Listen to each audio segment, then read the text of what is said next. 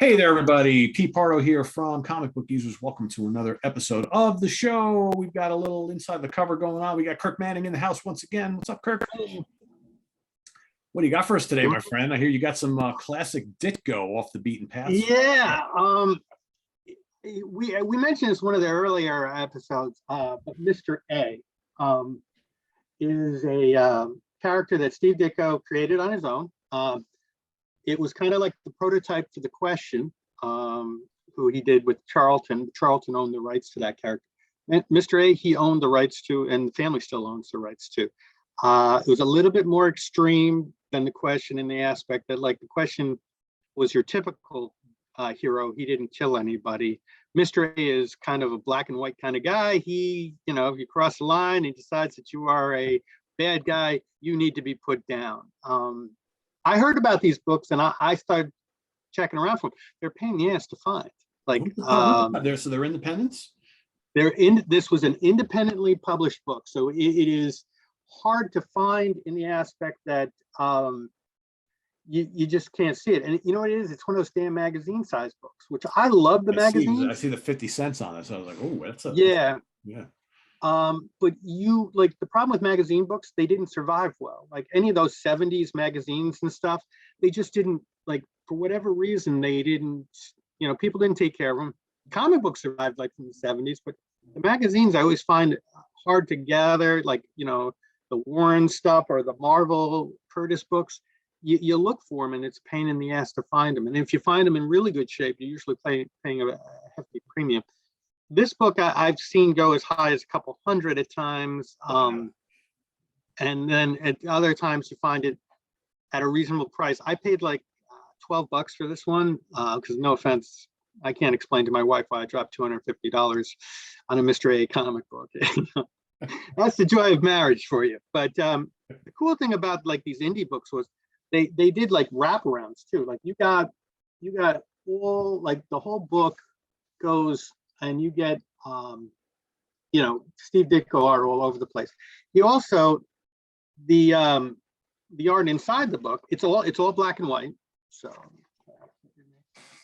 so you get, like, standard, Steve Ditko art, but and some of the stuff is very surreal, which I gotta say, I like some of the stuff. Like you'll get like a splash page there where you're kind of like, the characters walking and talking. But I will say this, it is a bit preachy. A lot of it is like, are you above, like, like basically, what are you bringing to the culture, the society? If you, cross certain lines, basically the character just comes out of nowhere and kills you. The plot really wasn't, in my opinion, that good. The art is fantastic. Like I loved, like, all of this stuff. It kind of reminds me of that old Doctor Strange stuff where he'd have, the splash page and stuff. But I think Steve Ditko, when I was a kid, I didn't like his art really that much. I love this splash page. Look at that. Oh yeah, that's nice. Yeah. Wouldn't you love to own the original, like, art on that? Yeah, that's pretty cool. That's very cool. Yeah, that reminds me of that kind of like psychedelic old Doctor Strange stuff that he did, which was really good. And I agree with you. I'm the same thing. I think when I was younger, I didn't really appreciate Ditko's art as much. I like it much better nowadays, especially the early Spider-Man stuff and the Doctor Strange from Strange Tales. I think was really, really well done. I think when he got to like do Machine Man and some other things, I wasn't as into it anymore. But the Machine Man was weird because he followed Kirby, and as much as I love Ditko, you really, a guy like Ditko following Kirby just doesn't really work for me. They're so different. And yeah, that's why I would say it's just a different feel. I love both of them, but I don't. It's just a different thing. It's like, I like heavy metal and I like some jazz sometimes, but I don't know if I'd go to a show that was a double bill of jazz and heavy metal mixed together. You know what I mean? It's kind of like, it's just a different thing, you know? So It's like oil and water. It's, you know, they're very different from each other. Well, it's really interesting seeing Ditko stuff in black and white though, because that's and I gotta say, he does like I think he does a great job, even though there's, you know, that just that one splash page in here is colored, but it's not, even if you look at it again, there really isn't a lot of color per se mixed. It's no, very, you got like you greens know, and pink, and that's about it, right? A little bit of it, you know, and again, great, like the art in this is fantastic. I just didn't think it really worked. The writing wasn't great. And I'm a big fan. Like there are certain people that like really can always go, oh, you can go light on the writing. And I'm like, no, no, no, no. A good comic book, in my opinion, is a combination of amazing writing and an artist that gets it in the feel. And so he did both. yes. And as I said, And that's like the Kirby syndrome all over again, because as we've seen throughout history, it's like Kirby, as amazing as he was, when he really wanted to do just as much of the writing as the art, sometimes it didn't really work out that well, right? and that's where I think Mr. A falls. As I said, the art is fantastic. I love the styling. You know, it's very similar, as I said, to like the question stuff. But I felt like his strength is as an artist. He was not a great writer, at least from this that I've read. You know, when he's got somebody like Stan Lee backing him up, yeah, he could do amazing things. But, you know, when he's carrying it all by himself, and he had some very strong political views from what I understand, and they're very much based in this book. And as I said, I don't mind a little bit of like, the whole crime doesn't pay thing and all that great stuff.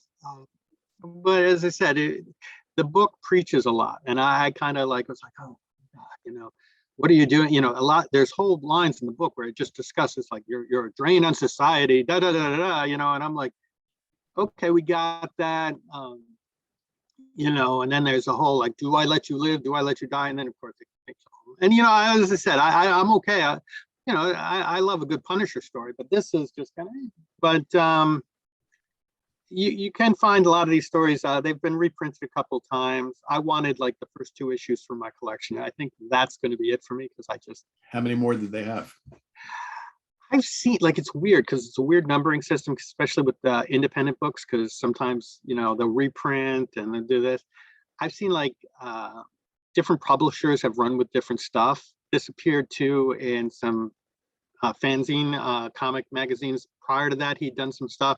Then he produced these couple of issues. And then I've seen some numbers of books saying like 12 or something. It wasn't a huge run on these. But then, you know, I'm wondering about which ones were like reprints of, you know, because a lot of this stuff gets rehashed.